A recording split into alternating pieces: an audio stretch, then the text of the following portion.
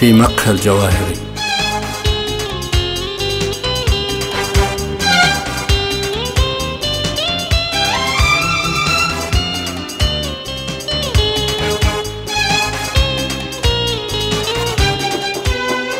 في مقهى الجواهري غالبت حزني فيك رغم شقائي، ونسيت أهلي والرفاق ورائي. غالبت حزني فيك رغم شقائي، ونسيت أهلي والرفاق ورائي. ووجمت مذهولا أكفكف دمعتي خجلا، ويغري الآخرين بكائي. وسمعتني ألقي التحية ساهما: أنعم صباحا سيد الشعراء، أنعم صباحا سيد الشعراء.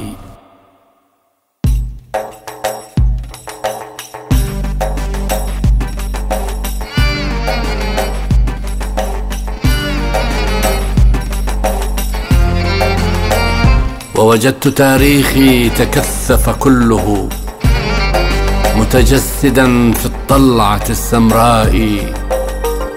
أحسست أني أستظل بظلها متدثرا بالدوحة الفرعاء. ورأيتني أمتد في أنساقها، فالأرض أرضي والسماء سمائي. وسمعت صوتك يستثير مشاعري.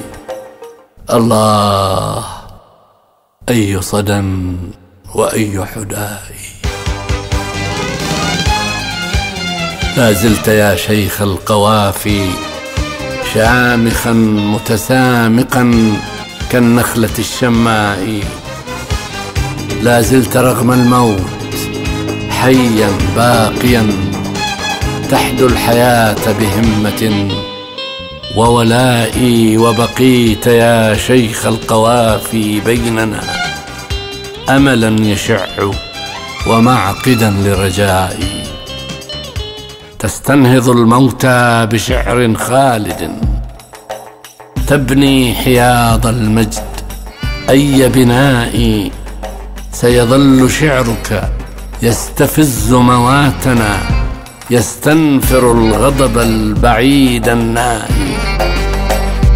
علمتنا أن الرجولة موقف يهب الحياة رضا ودفق سنائي.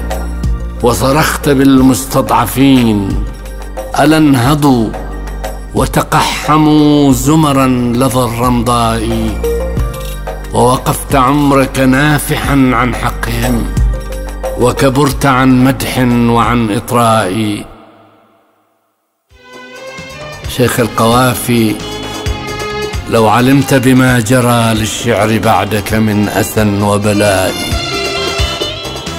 صار البغاث بأرضنا مستنسرا، وغدت قصائدنا دليل خوائي.